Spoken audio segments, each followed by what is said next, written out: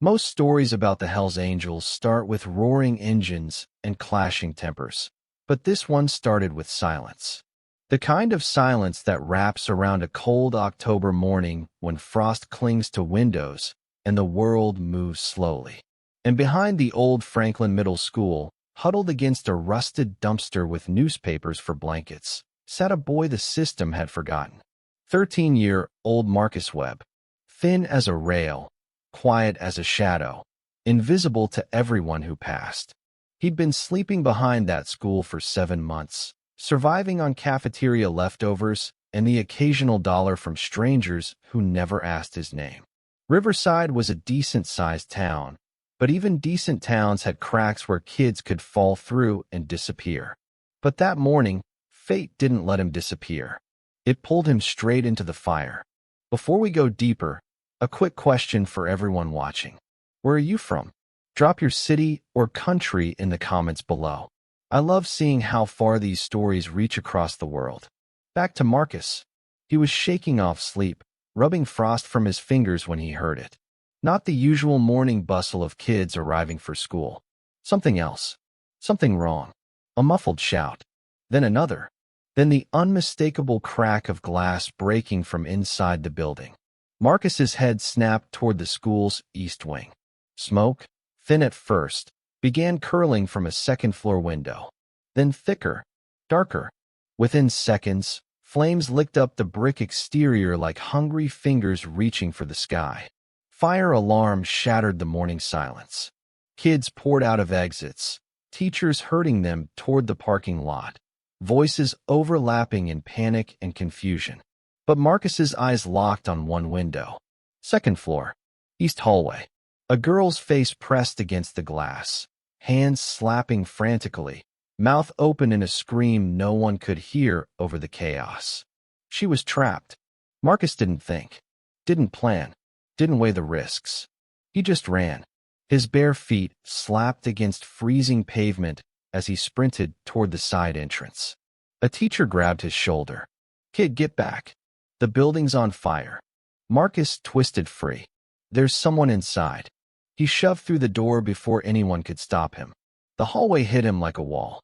Heat, smoke, the acrid stench of burning plastic and paper. His eyes watered instantly. Coughing racked his thin chest, but he pushed forward, pulling his shirt over his mouth and nose. Emergency lights flickered red through the haze. He found the stairs and climbed 2 at a time, lungs screaming. The second floor was worse.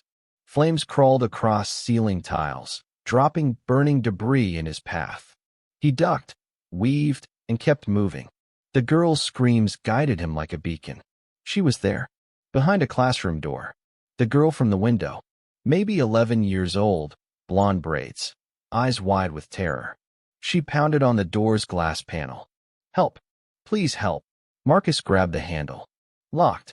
The metal burned his palm, and he yanked his hand back with a hiss. The girl sobbed, choking on smoke that poured under the door. Marcus looked around desperately. A fire extinguisher hung on the wall. He ripped it free and slammed it against the door's handle once, twice, 3 times until the lock mechanism shattered. The door burst open. Smoke billowed out, and Marcus lunged inside, grabbing the girl's arm. "Come on. We have to move." She stumbled, coughing so hard she could barely walk. Marcus half carried, half dragged her toward the stairs. Behind them, something exploded in the classroom. The shockwave threw them forward. They tumbled down 3 steps before Marcus caught himself, wrapping his arms around the girl's head to protect her. "Keep going," he shouted, though his voice was barely a rasp. They scrambled down the rest of the stairs. The main hallway ahead glowed orange. Flames blocked the exit they'd need. Marcus pivoted, spotting the gym entrance. "This way." They burst through the gym doors. "Cleaner air." Marcus gasped, filling his lungs, but kept the girl moving. "The emergency exit is at the far end." They ran, feet pounding on polished wood, and slammed through the door into blessed, cold morning air. They collapsed on the grass. Marcus rolled onto his back, coughing violently, chest heaving. The girl curled beside him, sobbing and gasping. Teachers and EMTs rushed toward them. Someone wrapped a blanket around the girl. Someone else knelt beside Marcus. "Son, are you hurt? Can you breathe?" Marcus nodded weakly, unable to speak. His throat felt like he'd swallowed razors. His hands throbbed where the door handle had burned him. But he was alive. So was she. The girl grabbed his shirt with trembling fingers. You saved me," she whispered, voice hoarse. "You saved my life." Marcus managed a small nod. "Couldn't leave you." Before anyone could say more, a sound rolled across the parking lot. Deep, thunderous. The unmistakable rumble of motorcycle engines. Not one or two. A dozen. Then more. They came around the corner in tight formation, chrome gleaming, leather jackets dark against the morning sun. And on every jacket, the same patch. The Hells Angels' death head skull. The lead bike roared to a stop. The rider, massive and intimidating with a gray-streaked beard and arms like tree trunks, killed his engine and swung off in one fluid motion. His eyes swept the scene, the burning school, the crowd of kids and teachers, then locked on the girl wrapped in the EMT's blanket. "Sophia." His voice cracked with panic. "Baby Sophia." The girl turned her head weakly. "Daddy." That was her name. Sophia. And the mountain of a man sprinting toward her was her father. He dropped to his knees beside her, pulling her into his arms so carefully as she might shatter. "You're okay. You're okay, baby. I've got you." His voice broke. Other bikers circled them, creating a protective wall, eyes scanning everything, everyone. Then Sophia's father looked at Marcus. Really looked at him. At the soot-covered, barefoot, trembling boy who'd just dragged his daughter from a burning building. "You," he said slowly. "You pulled her out." Marcus swallowed hard, suddenly aware of how he must look. Homeless. Filthy. Nobody. Yeah. I couldn't just. The man, Hawk, as his brothers called him, stared at Marcus like he was trying to understand something impossible. A homeless kid running into fire to save a stranger. "What's your name, son?" "Marcus. Marcus Webb." Hawk placed one massive hand on Marcus's shoulder, gentle despite the obvious power in it. "Marcus, you just saved my daughter's life." His voice dropped, thick with emotion. The Hells Angels don't forget that. Ever. Fire trucks screamed into the parking lot, sirens drowning out everything. But the bikers didn't move. They stood around Marcus and Sophia like sentinels, protective and immovable. Because saving the life of a Hells Angel's daughter doesn't end a story. It starts one. The paramedics worked quickly, oxygen masks strapped to both Marcus and Sophia's faces, vitals checked, burns treated. Marcus sat on the ambulance bumper, blanket around his shoulders, watching the school burn. His lungs ached. His hands stung. But he felt something else, too. Something unfamiliar. People were looking at him. Not through him. At him. Hawk stayed close, one arm around Sophia while she was examined. But his eyes kept returning to Marcus. Assessing. Thinking. Finally, he approached, crouching down to Marcus's eye level. "Kid, you hurt anywhere else? Besides your hands?" Marcus shook his head. "Just smoke. My throat." Hawk nodded slowly. "EMT says your lungs need monitoring. They want to take you both to the hospital." He paused. "You got family we should call?" Marcus looked down. "No, sir. No family at all. Not anymore." The words hung heavy. Hawk's jaw tightened. "Where have you been staying, Marcus?" Marcus hesitated. Admitting you're homeless always brought problems. Social services. Questions. People are trying to fix things. Around. Around where? Behind the school. Mostly. Hawk closed his eyes briefly, like the answer physically hurt him. "How long?" 7 months. One of the other bikers, a bald guy named Spike, cursed under his breath. "A kid your age living rough? Jesus." Hawk stood, rubbing his face. He looked at his brothers, and some silent communication passed between them. Then he turned back to Marcus. "Listen to me carefully. You saved my little girl. She's everything to me. You understand? Everything." Marcus nodded. "That means you're under our protection now. Club law. You don't sleep behind buildings anymore. You don't go hungry. You don't face the world alone. Hawk's voice was steel wrapped in velvet. You're with us. Marcus blinked. I what? You heard me. But I'm not. I'm nobody. Hawk's expression softened. You ran into fire for a kid you didn't know. That ain't nobody, son. That's somebody with more heart than most men twice your age. The ambulance driver called out. We need to transport both kids now. Hawk nodded. Go ahead. We're following. He looked at Marcus. I'll be right behind you, Marcus. You ain't alone anymore. As the ambulance pulled away, sirens wailing, Marcus watched through the rear window. The Hells Angels mounted their bikes in perfect synchronization. 12 motorcycles fell into formation behind the ambulance like an honor guard. Sophia sat across from him, oxygen mask still in place, but her eyes were clearer now. She reached out and touched his hand. Thank you, she whispered. You're really brave. Marcus didn't feel brave. He felt confused and scared and overwhelmed. But he managed a small smile. Just glad you're okay. The hospital came into view. Marcus had been here once before, when his mom was dying. He'd hoped never to come back. But as the ambulance backed into the emergency bay and those 12 motorcycles parked in a perfect line, engines rumbling in unison, he realized something. This time was different. This time, he wasn't alone. And if you believe courage isn't about being fearless, it's about doing what's right even when you're terrified, go ahead and hit that subscribe button. Because this story is about to dive deep into a world where loyalty is everything. Debts are sacred, and family isn't always blood. The ER erupted into controlled chaos the moment they wheeled Marcus and Sophia through the doors. Nurses, doctors, for lines, monitors beeping, voices calling out medical jargon Marcus didn't understand. Hawk stayed glued to Sophia's side, one hand gripping hers, his face a mask of barely controlled emotion. Marcus was placed in the next bay, separated only by a thin curtain. He could hear Sophia coughing, hear Hawk's voice murmuring reassurances, hear the doctor explaining smoke inhalation protocols. His own doctor, a woman with kind eyes and quick hands, checked his lungs, treated the burns on his palms, and asked gentle questions he only half answered. You're lucky, she said, wrapping his hands. Another minute in there, and she didn't finish. Didn't need to.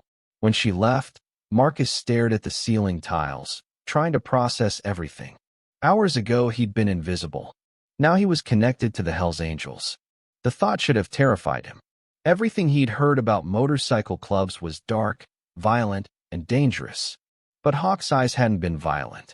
They'd been grateful, protective. The curtain pulled back. Hawk stepped through, his massive frame seeming to shrink the space.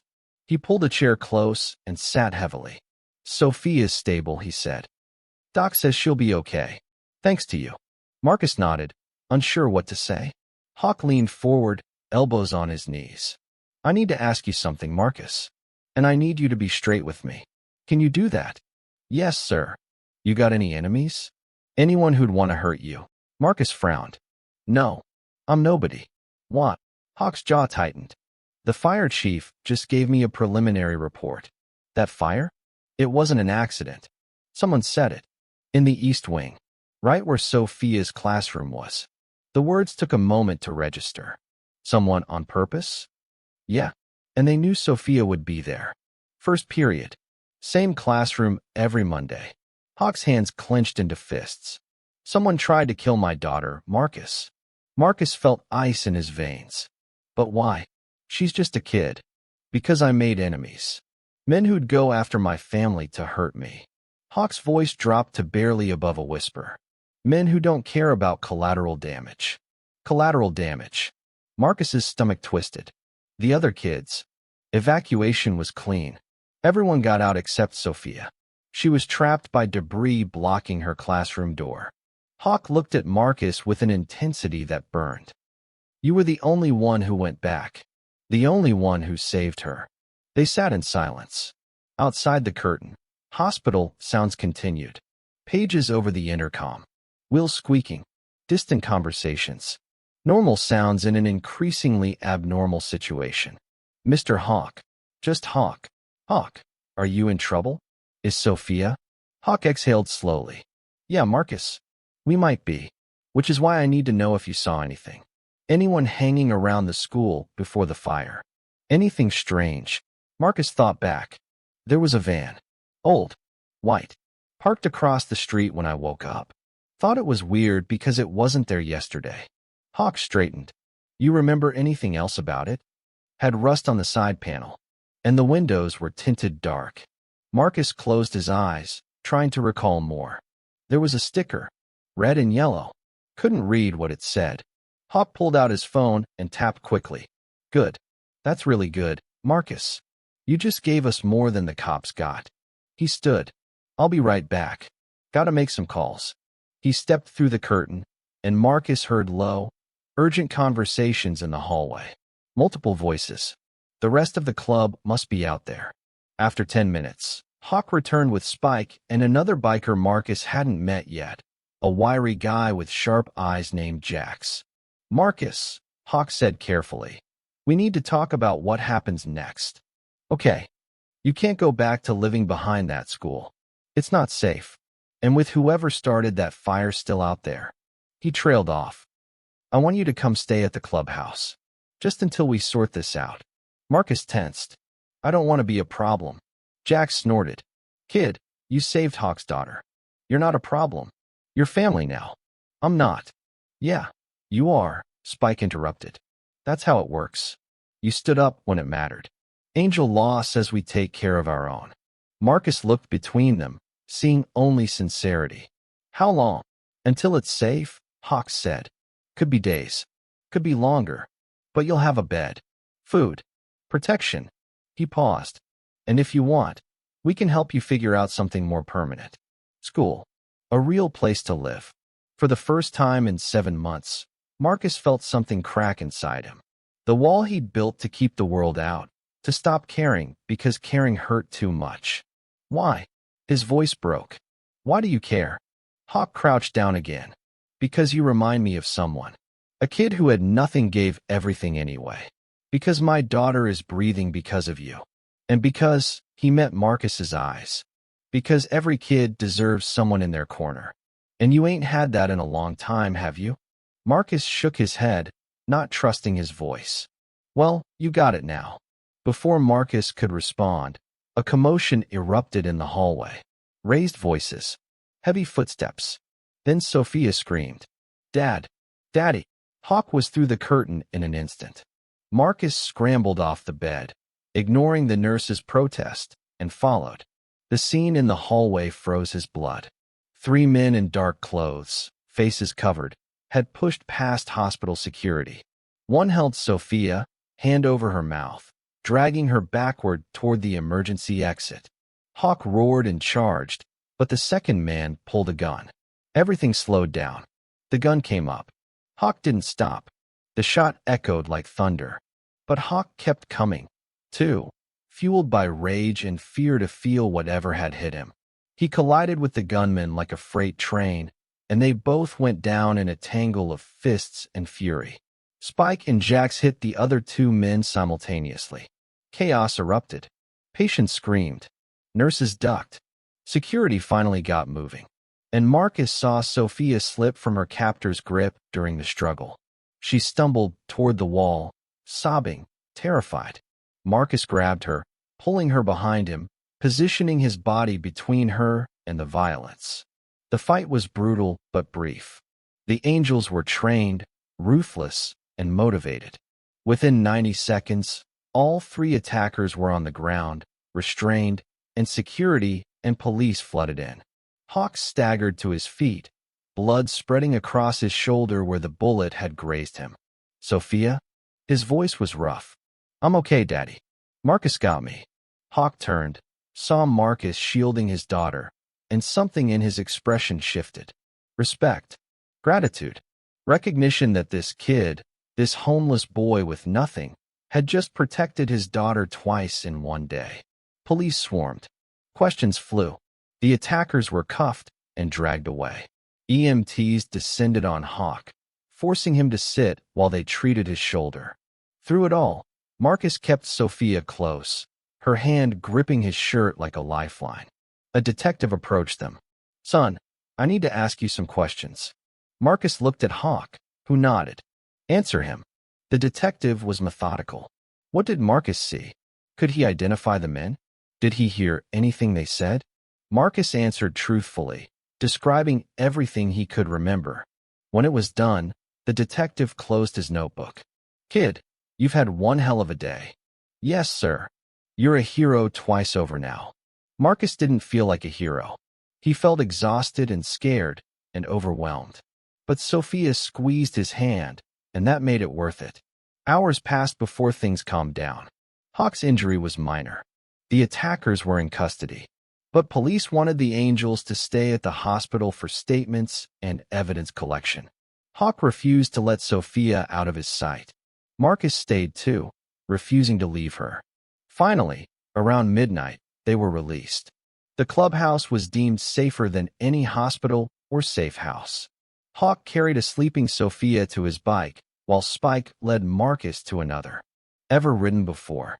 Spike asked. "No, sir." "Hold on tight. Don't lean against turns. Just follow my body." Spike handed him a helmet. "And Marcus? Welcome to the family." As they rode through the dark streets, surrounded by brothers, Marcus felt something he hadn't felt in years. Safe. If you believe no child should face danger alone, comment, "Protect the kids." Because what Marcus was about to discover would change everything he thought he knew about family, loyalty, and survival.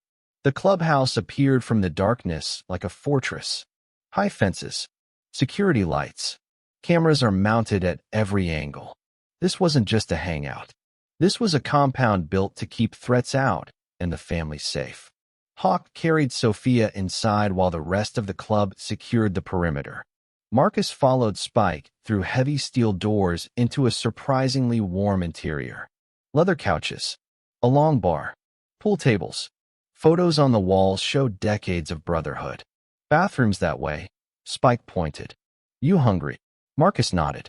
He was always hungry. "I'll get you something. Go clean up." The bathroom mirror showed Marcus just how rough he looked. Soot-stained face, singed hair, hollow cheeks from months of malnutrition. He scrubbed at his skin with shaking hands, watching the water turn gray as ash and dirt washed away. Underneath, he barely recognized himself. When he emerged, a plate waited on the bar. Real food. A burger. Fries. Fruit. Marcus stared at it for a moment before sitting down and eating slowly, forcing himself not to devour it too fast and make himself sick. Hawk appeared, Sophia still in his arms, but awake now. He settled her on a couch with blankets and pillows, then joined Marcus at the bar. "You good?" "Yeah. Thank you. For the food. It's the least we can do." Hawk ordered a whiskey from the Prospect tending bar. "Marcus, I need to tell you something. Those men at the hospital? They're connected to a crew we've had problems with. The Vipers." Marcus swallowed his bite. "Vipers? Rival club. Been trying to muscle into our territory for years. They knew hitting Sophia would hurt me worse than any bullet." Hawk's jaw clenched. "But they failed. Twice. Because of you." "I just did what? What would anyone do?" "No, Marcus. Most people would have filmed it. Would have called for help and waited. You acted. Twice." Hawk leaned closer. "That takes guts. And heart. The kind of heart we value." Marcus didn't know how to respond to that. "Point is," Hawk continued, "the Vipers know they failed. They know you're involved now. That makes you a target." Fear spiked through Marcus's chest. "Me? But I'm nobody. You're somebody to Sophia. That makes you somebody to me. And to them." Hawk's voice hardened. "Which is why you're staying here. Protected. Until we handle this." "Handle it how?" Hawk just looked at him. No words needed. Marcus understood. The Angels were going to war. Over the next few days, Marcus learned what it meant to live under the Angels' protection. He was given a room. Small but clean, with an actual bed and blankets, and privacy. 3 meals a day, every day. Clothes that fit. Necessities he'd gone without for months. But more than that, He learned about the club, about brotherhood, about loyalty that ran deeper than blood. The Angels weren't what TV shows portrayed. Yes, they were tough. Yes, they could be violent when necessary. But they also had rules. Honor. Family came first. Always. Sophia recovered quickly. Her lungs cleared. Her nightmares faded. And she stuck to Marcus like glue whenever he was around. She decided he was her hero, her protector, and nothing would convince her otherwise. Marcus, watch this. She attempted a cartwheel in the clubhouse common room, landing awkwardly. Marcus laughed, the sound strange in his own ears. When had he last laughed? Hawk watched from across the room, a small smile on his face. Later, he pulled Marcus aside. She's different around you. Lighter. She's been through a lot these past years. Lost her mom to cancer 3 years back. Been just me and her since. His voice roughened. Seeing her smile again. That's because of you. Marcus didn't know what to say. I want to ask you something, Hawk continued. And you can say no, but I want you to think about it. When this is over, when the Vipers are handled, and it's safe, would you want to stay? Like, really stay. Not just crash here, but be part of this family. Marcus's heart hammered. You mean? I want to look into becoming your guardian. Legal. Permanent. Hawk held up a hand. I know it's fast. I know we barely know each other. But Marcus, you've shown more character in 3 days than some men show in a lifetime. Sophia loves you. The brothers respect you. And he paused. I see something in you. Something worth protecting and nurturing. You do that? For me. For you. For Sophia. For all of us. Hawk's eyes were steady. You belong here, kid. You just don't know it yet. Marcus felt tears burn his eyes. He blinked them back. Yeah. Yes. I'd want that. Hawk smiled, a rare, genuine smile, and clapped Marcus on the shoulder. Good. We'll start the paperwork when this is done. But first, they had to survive. The call came 2 days later. Intelligence said the Vipers were planning another hit. Bigger this time. They weren't going after Sophia. They were coming for the clubhouse itself. The Angels mobilized. Weapons checked. Defenses reinforced. Lookouts posted. Marcus and Sophia were moved to a safe room in the basement. Reinforced walls. 1 entrance. Supplies for days if needed. Stay here, Hawk ordered. No matter what you hear. Understand. Marcus nodded. Be careful. Hawk smiled grimly. Always am. The attack came at dawn. Not with subtlety, but with overwhelming force. 20 Vipers on bikes. 3 trucks. Guns blazing. They hit the front gate hard, breaching it with a truck used as a battering ram. But the Angels were ready. Defensive positions. Crossfire lanes. Coordinated response. What the Vipers intended as a massacre became a siege they couldn't win. In the safe room, Marcus held Sophia close, her hands over her ears as gunfire echoed above. He tried to stay calm, to project strength, but inside he was terrified. Not for himself. For Hawk. For the brothers upstairs fighting for them. The battle lasted 20 brutal minutes. Police sirens wailed in the distance. By the time law enforcement arrived, the Vipers were retreating, half their force down, the rest scrambling to escape. The Angels had held. Barely, but they'd held. Hawk came down to the safe room, blood on his shirt that wasn't his, exhaustion carved into his face. It's over. We won. Sophia ran to him, and he scooped her up. Marcus stood slowly. Everyone okay? Few injuries. Nothing critical. We got lucky. Hawk set Sophia down. Police are here. It's going to be a circus for a while. But the Vipers are done. Leadership's in custody.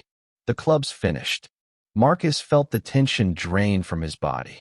So it's over? Yeah, kid. It's over. And just like that, after weeks of fear and fighting, peace descended. The Angels worked with the police, statements given, and evidence collected. The Vipers were dismantled, their leadership facing decades in prison. The territory war was over. Hawk followed through on his promise. Paperwork was filed. Social services investigated and surprisingly approved. The Angels' reputation wasn't clean, But Hawk's genuine care for Marcus and his stable home convinced them to take a chance. 6 months later, Marcus Webb officially became Marcus Webb Dawson, Hawk's legal son. The adoption hearing was small, just family. But when the judge signed the papers, the entire clubhouse erupted in celebration. Sophia hugged Marcus so tight he couldn't breathe. "You're really my brother now." Marcus hugged her back, crying openly and unashamed. "Yeah, I really am." Hawk pulled them both into his arms, his voice rough with emotion. Family. Real family. Marcus started school properly, made friends, played basketball, got help catching up on years of missed education. Sophia thrived, too, her trauma fading as stability and love surrounded her. But Marcus never forgot where he came from. Once a month, he and Hawk volunteered at the homeless shelter, serving meals, distributing supplies, and talking to kids living the way he once had. "You never know who you're talking to," Marcus would say. "Could be someone who just needs one person to believe in them." The Hells Angels embraced Marcus fully. He wasn't a prospect or a hanger-on. He was Hawk's son, Sophia's brother.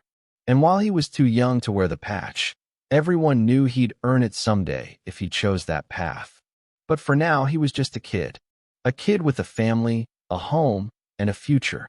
1 year after the fire, Marcus stood at the school memorial, a plaque honoring his bravery and the first responders. Sophia stood beside him, holding his hand. Hawk behind them, pride radiating from every inch of his massive frame. "You know what I think about?" Marcus said quietly. "That morning, how different things would be if I'd stayed behind that dumpster. If I'd ignored the smoke." Sophia squeezed his hand. "But you didn't." "No, I didn't. That's what makes you my hero," she said simply. Marcus smiled. Not the timid, uncertain smile of a homeless boy, but the confident smile of a young man who'd found his place in the world. If you believe in second chances, in families built by choice, in courage that changes everything, hit that subscribe button now. Share this story. Tell others that sometimes the most unlikely heroes come from the darkest places. Because Marcus Webb's story proves something powerful, that it doesn't matter where you start. It matters what you do when the moment comes. And when you have people who believe in you, who stand beside you, who call you family. That changes everything. Years passed. Marcus graduated from high school with honors. Sophia grew into a confident teenager, never forgetting the brother who'd saved her life. Hawk watched both his children thrive, his heart full in ways he'd never expected. The clubhouse remained a fortress, but inside, it was a home. Photos covered the walls now. Marcus and Sophia at every age, every milestone. Family dinners, holiday celebrations, birthday parties. Normal life, built on a foundation of extraordinary circumstances. Marcus chose college over the club, studied social work, wanted to help kids as he had. Hawk supported him completely, proud beyond words. But Marcus wore an angel support shirt under his college hoodie. Never forgot where he came from, who saved him, who gave him a chance. On the 10th anniversary of the fire, they gathered. The whole club, extended family, friends. A celebration of survival, of family, of the bond forged in flames and sealed in loyalty. Hawk raised a glass. 10 years ago, a skinny homeless kid ran in a fire to save my daughter. Today, that kid is my son, a college graduate, a man of character. His voice caught. "Marcus, you saved Sophia that day, but you saved me gave me hope, reminded me what matters." Marcus stood, his own glass raised. "You gave me everything. A home, a family, a future. I was nobody, invisible, forgotten. You saw me, and that made all the difference." Sophia wiped tears from her eyes. "You're both going to make me cry." "Too late," Hawk laughed, wiping his own eyes. The celebration continued late into the night. Music, laughter, stories retold for the 100th time, but never getting old. This was family, chosen, fought for, and cherished. As Marcus stood on the clubhouse porch later, watching the stars, Hawk joined him. They stood in comfortable silence, the kind only real family shares. No regrets. Hawk asked quietly. Marcus thought about the cold mornings behind the dumpster. The hunger, the fear, the loneliness. Then he thought about the warmth inside. Sophia's laughter, the brothers' loyalty, the life he'd built. Not a single one, he said. Hawk nodded. Good. Because I sure don't. They stood together, father and son, watching the night. Behind them, through the windows, the family gathered. Ahead of them, a future built on the ashes of the past. And in that moment, Marcus Webb Dawson knew something with absolute certainty. He was home. If you made it this far, comment "Family First" below. Your engagement helps these stories reach others who need to hear them. Where are you watching from? Let us know in the comments. And don't forget to hit subscribe for more powerful stories of courage, loyalty, and the families we choose. Remember, heroes come in all sizes. Sometimes they're homeless kids with nothing but heart. And sometimes, one moment of courage changes everything. Thank you for being here, for listening, for believing that stories like this matter. Until next time, protect the innocent, honor the brave, and never forget, family isn't always blood.